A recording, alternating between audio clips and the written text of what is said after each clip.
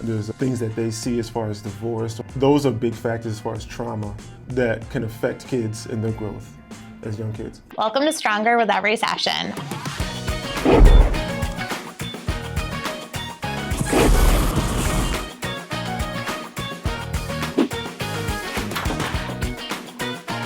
This is your space for candid conversations, deep dives into crucial topics, and practical education you can use to transform your life. Together, we are stronger with every session.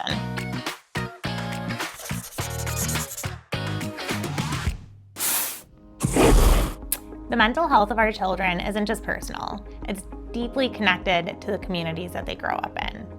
On today's episode of Stronger with Every Session, we're diving into an important conversation about unique challenges children face growing up in urban communities and how those challenges can shape their mental health.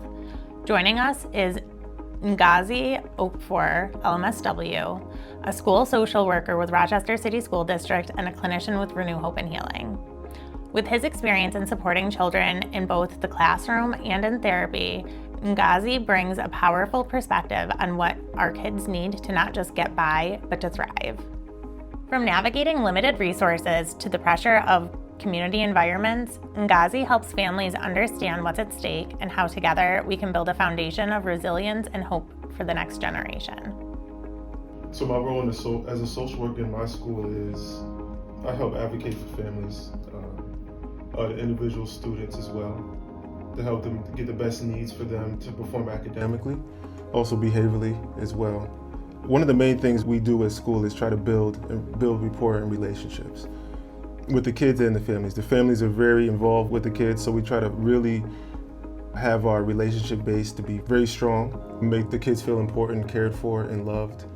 Just seeing their faces, it gives us joy. So we continue to do as much as we can to make them feel important, make them feel happy, provide resources for them, for the families within the community as well. Making them feel comfortable, providing interventions within the classroom so they feel safe and comfortable within the classroom. And mainly just having the strong relationships built that we have with them. I believe that being a social worker, I had the qualities of being a social worker before I became a social worker. That led me to believe that this is my purpose. So that's why I feel so passionate and happy to be in my role. That's awesome. And you see elementary Elementary, kids? yeah. So K through 6. What differences do you see between the kids that you see at school and the kids that you see with Renew in a therapeutic-based setting? Ooh, great question. So with the kids that I see is more, even though they both have their reasons for being in therapy as far as maybe some diagnoses or some type of interventions that they need, but the interventions from the school setting is more barriers to overcome for them to help them be successful academically.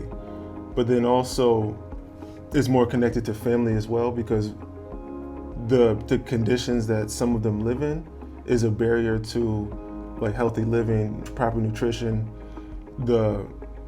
what goes on in the surrounding areas as far as there could be violence, there could be some kind of abuse of some sort too. Even though with the individuals who I see at Renew also experience those, but it's at a lesser degree. I feel more when you're in the school, you learn more about the whole system. As far as the community of the family and the individual child.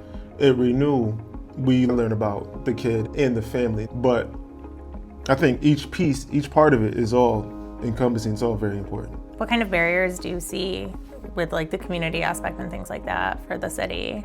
So are you familiar with ACEs? I am not. So adverse childhood experience. Okay. But then also there's adverse community environment. So ACEs for children could be exposure to abuse, emotional abuse, exposure to verbal abuse, physical abuse, and neglect, medical neglect, educational neglect. It could be substance use, it could be domestic violence. But then adverse community environment is like violence that you see maybe in the community, or gang-related, things gang-related, decrepit housing, environmental racism, not too much access to nutritional foods. Like, you don't really see too many like Wegmans and Walmart and Target around. You see like a lot of corner stores that It's not really nutritional food, and that can be a barrier to some kids because they don't get the nutritional value that they need to be effective in school or even be effective as kids growing up, just being effective. A lot of the kids that I see in the urban community in my school, they come in happy, they come in ready to learn. But when you start to speak to them, there's more deep-seated issues and generational trauma. There's things that they see as far as divorce or as young kids. I can imagine that's a lot of different factors that go into that. Right. Yeah. But I mean, some kids, they wear it on their face, they wear it on their sleeve, but other kids, they do their best to cover up, not really show it too much. There's a lot of resilience with those kids, a lot of resilience, very, very strong mentally. But with those kids, you really have to still dig deep to see if there's anything that, it's like an iceberg effect, what you see, but then under the water, there's all these different issues, challenges, I should say, that they experience, but they don't really know how to express. Or people don't really ask the questions to help them express what's been going on in their lives. In the city, when you're experiencing other people in the city, it's kind of assumed as normal. So some of the things that I'm sure the kids are experiencing, other kids are experiencing too, so they don't think of it as necessarily a red flag or something that's problematic if that's what they know. Is this, do you think that it has to do with like cycles generationally? Oh yeah, it can be. If you see your parents grew up in those environments, those conditions, they have children, those children see it as normalized. Even though there's a lot of fun components as far as making friends and your family, there could be a lot of good community, but then there's things that may not be educated on to where that could be affecting them mentally, behaviorally, or health-wise.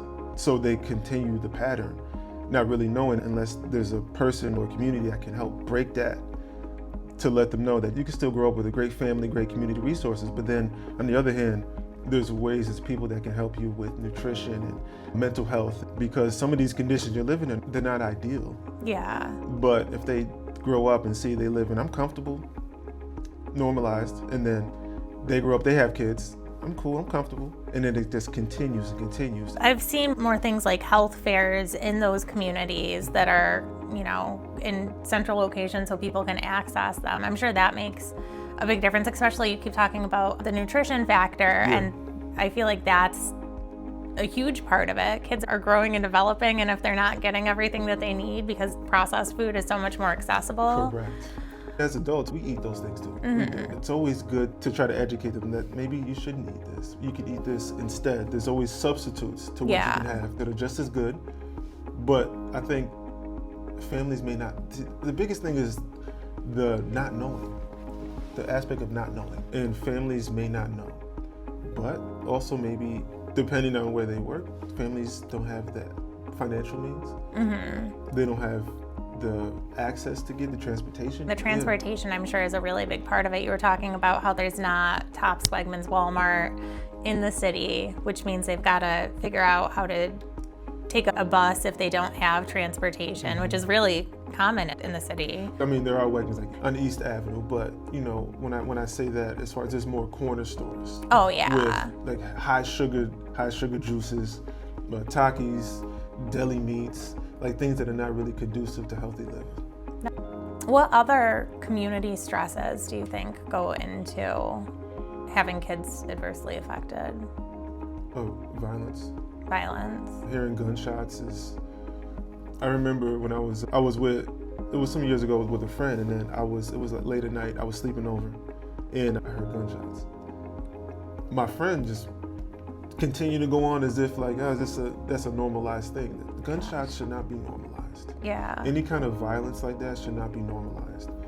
So I think the trauma of that, I think that believing that it should be normal, but it's not normal, the lack of health care, the lack of access to mental health as well. A lot of us go through mental health challenges, but we don't have the opportunity to. We also don't have the means to have a babysitter with our kids, and we can't make it to those appointments. There's also times where if it's a single family household, single mother, single father, the oldest will take care of the children. They end up missing school. Parentification, right? Yeah, I would say so. So they go to work like they have to, but then they have their child, the oldest, stay home, and they're missing on their education, and they're seen as they're the mom or they're the dad, but they're 11, 12 years old. But then again, you think like, this is part of the generational trauma. Somehow we have to find a way to break that. Yeah, well, and I would assume that plays into their success as an adult too, which kind of keeps them in that same situation if they're not able to go on to like graduate school or do the things that they want to do. And that's a big thing they want to do and they're capable of doing. Mm-hmm. But college 4 years, even community college 2 years. So it may take time away from, I have to make this money now. I have a family to raise, I have bills. But they're more than capable of having the education of being a nurse, being a doctor, being a social worker, which I'm glad to be in that role. And also another thing, I think that having more diversity, but also individuals who want to be more in the mental health community, maybe more males, maybe more black males, black women as well, maybe more Spanish community as well. Just a different dynamic, so then a lot of those communities can feel comfortable coming to myself or other therapists who I can look at that therapist and okay, at least at face value, when I see you, I see myself. At Renew, we get requests for people who are the same ethnicity, and it makes sense to have that representation. I agree. I think that diversity for those options. So important. The other thing surrounding mental health, though, is I feel like there's probably a higher stigma in the city because people are expected to be hardened, right? Like you were saying about the violence, that's normal when it's really not. So I feel like if somebody's seeking out support in that kind of situation, they're probably also dealing with feeling like, am I supposed to be having these challenges? Is something wrong with me? Do you think that is a factor too? I think there's families who experience anxiety, they experience depression, they experience these things, but they probably believe like it can harden me or normalize, but then again, it's something where, okay, I'm here, it can build my character. Sure, it can, but then again, we don't want to put you in that, it's not ideal to be in those kind of positions. And it's not the family, it's something bigger than that. It's even out of the community, but then again, what can we do as a community to help eradicate those situations that those families live in? I'm sure there's people who believe I shouldn't be living in this situation. I'm sure there's others who believe like, I'm good. I mean, I'm comfortable, my kids are good, the community's good, we're making good relationships, but then again, there's other ones probably like, I need to get out of here, or I need some help. It's all across the board. You mentioned the homes that are like withering away, that are in communities, that's what people see. It brings down the property value, but it also normalizes having that kind of chaos. So yeah, I would say the term of environmental racism, to where the highways are all through the urban areas, so that heavy pollution, like you said, also the decrepit housing, the contaminated water. I mean, there's a lot of factors that can hinder the growth of families, the nucleus of families, the kids, the parents. So there's a lot of those factors. Even like trash pickup. In the suburban communities, you don't see a lot of trash sitting on the side of the road for days, weeks, months, but you see a ton of that in certain neighborhoods in the city. And it doesn't seem like there's a priority to get that cleaned up. And that seems like that would just continue those cycles too, especially because you see trash on the ground, and what's one more piece of trash on the ground? Even glass. I'm sure there's glass in other areas, but I'm sure it's picked up pretty quickly. Yeah. But you see glass in the street, in the city sometimes, and you see it so many times. It's like we have to be able to have, there's kids around here as well. So let's help clean the areas up. Like they said, trash, glass. And then at the playgrounds and things like that, having those kinds of situations, so kids aren't getting outward energy. Yeah, and kids in the city, just the same in the urban areas, just the same in the suburbs, they want to play, they want to be able to get their energy out, have fun and all that, but then they go to a playground, there's glass, there's syringes. Homeless guy sleeping in the slide. But the homeless thing, that's a whole other thing as well, to where homelessness, I think they may have mental health, and people just see them as being homeless. They may not have a home, but they have some mental health challenges probably as well that need to be addressed also. Yeah, I have heard that there's a really high percentage of homelessness that do have mental health challenges that aren't being addressed. And if they're not being addressed, then how are you going to solve that situation? But they're reduced as being homeless. Yeah. where there's much deeper seated reasonings as to why they may be. We don't know for sure, but we had, especially as a therapist, it's the perspective. You think deeper and find out deeper about maybe as to the why. Once you find out the why, then you're a dog with a bone. You try to figure out how can we find a solution for it. Do you have kids at the schools who are dealing with homelessness? Yes, quite. Not quite a few, but yes, I do. Just going from like relative to relative, friend to friend, it's lacks stability.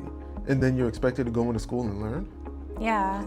You don't get a good night's sleep. You go in, you don't learn, you're sleeping in the class. You don't want to, you want to learn. A lot of those kids want to learn. They want to grow. But then they go in, you're tired. I didn't eat adequately last night. So I'm sleeping in class. There's times where there'll be students who come in my office and sleep. Some kids are homeless. Yeah, you can come in and sleep. You need your rest. Kids need, at that age, I would say 8 to 10 hours of sleep. But if it's not really stable in your home, you don't know where you're going next. You may be sleeping on the floor. You're sleeping on someone else's couch. You're not comfortable. And then they get behind academically. It's just a big cycle that I don't think a lot of people may really recognize if you're outside of it. But there's a lot of great teachers in the RCSD, a lot of great staff that want the best for kids. And I think just continue to work and help the kids and the families. I think sooner or later we will be able to make a dent, adjustment, some help. Well, I'm sure even if it's, just a couple of kids that you're making that impact for, that's worth it, being able to change somebody's outcome like that, because all these factors that you're talking about, as a kid, being developmentally vulnerable. Right, the kids develop into having diagnoses that were undiagnosed, and then they exhibit on their own kids, and then on the people around them, and then it's going back to the generational trauma. It's like a big cycle. So being able to try to get them when they're young is, try to build strong kids to be strong men and women, and then they can pass on those to other people around them, and that's how we break it. Just educate, continue to educate, and then apply that education. What other interventions do you think are helpful that the community can probably give to these kids who are experiencing these things? I would say like after-school programs. We have after-school programs, maybe community events more frequent. There's a lot of community events within the city, in the urban area. Maybe sporting events, basketball. Kids can come out and play basketball. Kids can come out and watch basketball. Cookouts. There can be some kind of community building from different areas within the city. Maybe I get to know you, you get to know me. We can have a bingo nights type of things. We can, board games, just little things that help grow the community to where they feel trusted. And then the kids feel more of a community. And then they can feel happier going into school, getting an education. And then they can spread that happiness to other people. It's just a big cycle that I think we can continue to do, because there's a lot of great community events that happen over the summer, throughout the school year, throughout the year altogether. So just building community, educating people on nutrition, educating them on nutrition to help the brain grow, the being willing to learn. Yeah. I would say care coordination. Okay. Coordination can assist with help finding resources. Care managing can help find resources for them, for families. Parenting tools. Maybe some parents are not educated on a diagnosis their child may have. If we educate them on what you see, this is how we can find resolutions to what you see. Do you guys use any services like 211? Yes, we do. That I know can be a really amazing resource when people don't know what direction. We recently got listed with 211, which is really exciting. Yeah, that is beautiful, yeah.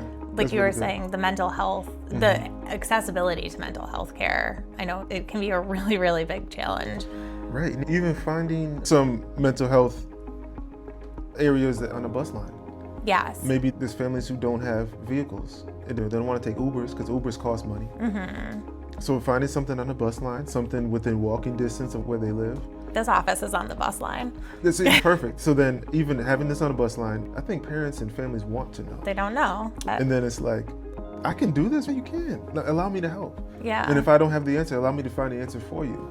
And then I think a lot of families are like, I look forward to wanting to get this done. So there's a joy within them too. If kids are starting to have some of these challenges, what are some red flags that parents could look for to say that they might need some additional support? What I see is some kids, they may have some behaviors within school, but some kids respond in that way because they're comfortable doing it that way, because they have control, because they don't have control outside of school or what happens in their community. Or academically, they may not understand the curriculum that's being taught, so they they show the behaviors because I'm not really adequate in this particular piece, this math or this ELA, I'm not really adequate in it. So I'm going to respond in this behavioral aspect. I think helping parents realize that if kids respond in a way that can be maybe confrontational, look at the academic piece, the learning, maybe a learning disability. Parents, look inward. What am I doing? What is the family doing? What's the dynamic that we have this kid in? Are they comfortable? Are they safe?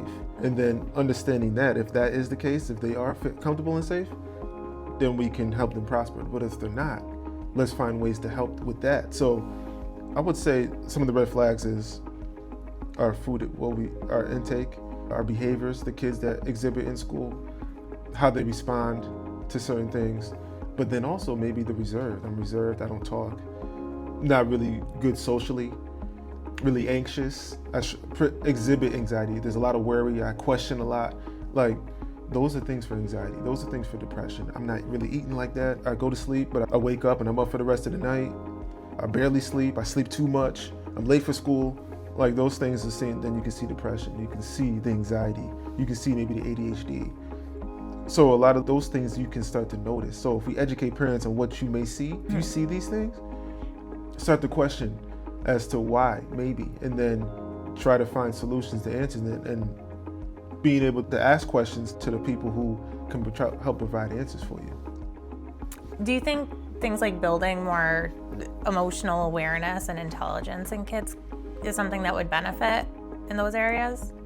Yeah, I would say so. Like, it's called like a psychoeducation. Yeah. Like helping them understand things that they're going through. Maybe it's trauma, maybe it's grief, maybe it is anxiety, maybe depression, ADHD, but helping them understand what it looks like. How do you feel when you're depressed? How do you feel when you're anxious about something? Or even adjustment disorder with depression. Yeah. Like a new event just happened within a certain amount of time and now I'm responding this way. So how do you feel? How do you respond? What are you thinking about? Is it chronic worry? A lot of negative thinking. So you can learn about these things and you can see if you experience these things, and then we can help find a solution, helping them figure out how they feel, what they think, what they're going through. And that's probably an important piece to share with parents too. If they're not aware, I mean, support really starts at home, right? Mm-hmm. So even like psychoeducation to the kid, but also to the parents as well. If you see these signs, this is possible. Look for these things. Look for them to sleeping too long. Look for them they don't have an appetite. Look for the social life. They don't really have too many friends. They had a lot of friends, but now they're kind of shying away from their friends now. So educating the parents on what they may see, then they can have a conversation with their kid, and then the kid and the parent can go seek maybe me or other therapists. My son or daughter is experiencing these things. Can you help us as to why? And then can we find a solution to this situation? I have heard that the earlier kids get those interventions, the more likely they are not to need the same interventions in the future. If they can help educate other kids in the school too. Yeah, that's true. Sometimes I didn't sleep too long over the last few weeks. I barely slept. Maybe you're experiencing something. I haven't been sleeping either. I'm continually being late for the bus and I'm missing school because I'm sleeping too much. Kids can help educate kids too. That's how we build community. A kid can help another kid, because I learn from kids too. I'm humble enough to say I learn from kids as well. Like their experiences, how they respond, how they answer questions. So I learn, and then I can take a piece of that. I can give it to somebody else. This is what I learned from this individual, can help teach that on the individual. That can help that adult. And then we continue to educate. We're never really done growing anyway, but that validation is probably in itself a really big piece of it. Like you're not broken because you're going through this. There are people who might understand and be able to help instead of not talking about it and it being a taboo subject for them. Yeah, that's a great point. Some people may feel that no one else is really going through this, what I'm going through. Or I don't want to be vulnerable. Yeah. Because vulnerability can be seen as weakness. Not knowing that if I'm vulnerable with the correct people who are willing to listen, that actually takes more strength and resilience than people give credit for. So being able to share those, like, I'm going through this, can you help me with this? Yeah, let me help you. And some people, I'm going through this, can you help me with this? No, I don't. They may experience that too. So it goes both ways, but then just finding someone you can trust, someone who's safe, knowing that what you tell them is safe, and having them be more confident and willing to share what they're going through and what they're thinking. Are there things that other adults in the community can do to help support them? Yeah, I would say like community events, as far as building community, because let's face it, when we're around other people, we feel wanted, feel loved, we feel cared for, included, exactly. Some kids just need a hug. Some kids just need a tight squeeze, like a good hug. And that can help reduce anxiety. Release those endorphins. Some kids need a hug, a warm embrace. And then when you're around community, people who care about you, have similar interests, who may be going through the same thing you're going through. So I think just building community events, barbecues, going to basketball games together, again, like a good strong social support group. Staff within the schools can help, but then also if you help parents can help you, the kids, and then that helps build community with families as well. And then there's more things you can do, more events you can build, more rapport relationships you can build with the community. So the events sound like a really big piece of it. And some of them I'm sure help build some structure too. If you're going to the same, game night every week or things like that, giving you something to expect and anticipate. Yeah. That's probably another part of it too, having structure in households to help support that. And if people are dealing with abnormal work schedules or homelessness or things like that, that consistency can be really skewed. Right, so I would say that consistency is important because then that builds discipline, that builds character with the kids as well. And then you bring that into school. You try to be as structured as possible, try to be consistent with your academics, even consistent with your sports. It is an old adage, but it does start at home. But even starting at home, your home community too. So to be in the community, family, the kid brings that to the school, they're in a disciplined manner, and then that can help them for success as well. So yeah, it starts at home, starts in the community too. What gives you hope for the future for some of these kids that you're working with? I would say more passionate individuals who want to work with kids, building their character to know that you're great, building that empowerment, letting them know that you are able and you're capable despite your circumstance, letting them know that I learned from you too. I think a lot of kids may think there's a domineering effect of adult to kid, even though kids know they need structure, but I want kids to know that I can learn from you too. Yeah. Let's learn from each other. And I think there's hope with, especially where I work, there's hope because there's still that joy. And if you have that joy, that means you want to seek your passion, you want to seek a purpose. You want to continue to have that feeling of joy. You want to continue to do what you can to have that feeling of happiness. But channel it into something positive. But I think the hope is just that joy, that resilience, that zeal for life, like that flavor. Like they just I just want to be successful. I want to do something. I want to be able to do this, whether that's sports, entertainment, doctors, engineer, nurse, teacher, social work, whatever. Letting people know that they have those options and they can achieve those things. Yes, and you're no less of a boy or girl, man or woman if you allow someone else to open the door for you. You're not alone. So having that joy, but also having that social support that I can help you get there.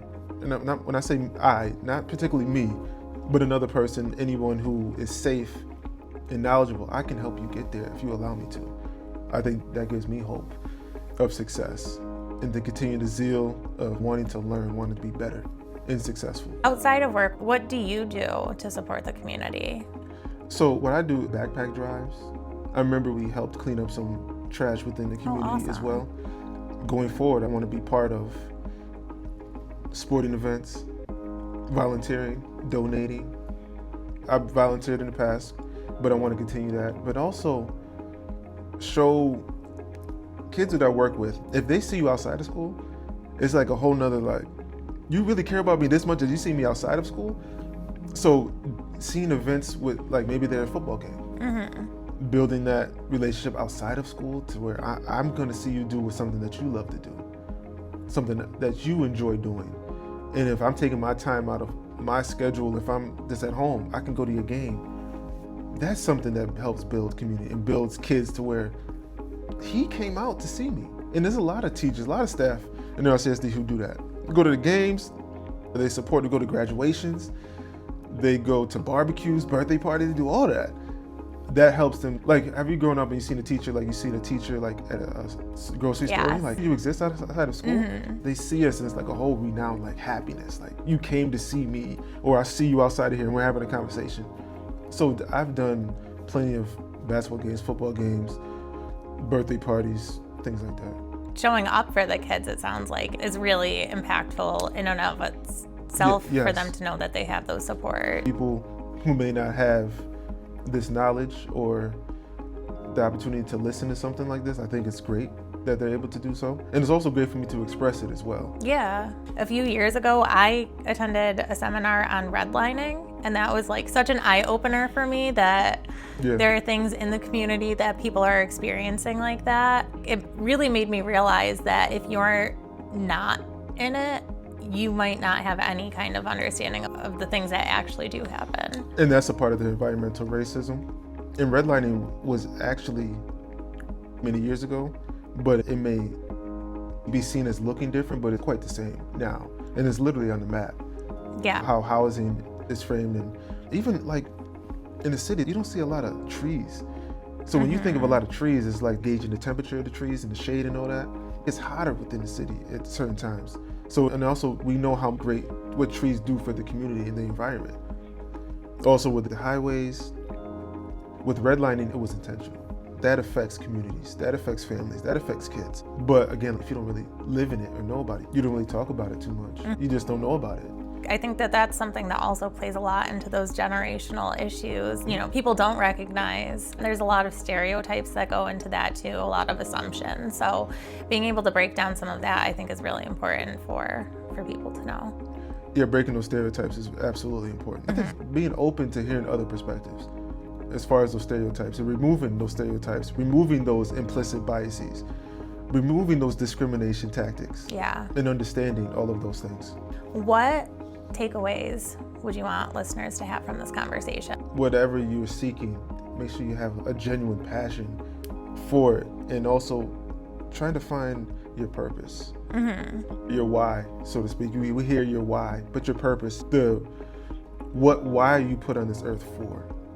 And then search and seek that opportunity, because this is not a job, this is work. Work is tied with purpose. And I just so happen to be a social worker, so happen to be a basketball coach, but my purpose is bigger than that. I want people to realize that your purpose is bigger than your job. It's your work. Your why are you doing it? How can you help? How can you be successful? Also, from what I actually said, I would say just knowing that the RCSD, when I say Rochester City School District, there's a lot of great teachers. There's a lot of great staff. The kids are amazing. There's a stigma to where these kids are, bad kids, behavioral kids, but they're amazing, beautiful, wonderful, lovely kids. And I think a lot of people should realize that. Also that we are doing our best to help them achieve their goals, all the while achieving our goals. So I think just knowing that there's a strong passion that I have for success for those kids and myself and people around me. So that's one of I said like 5 takeaways, but all those are important to me.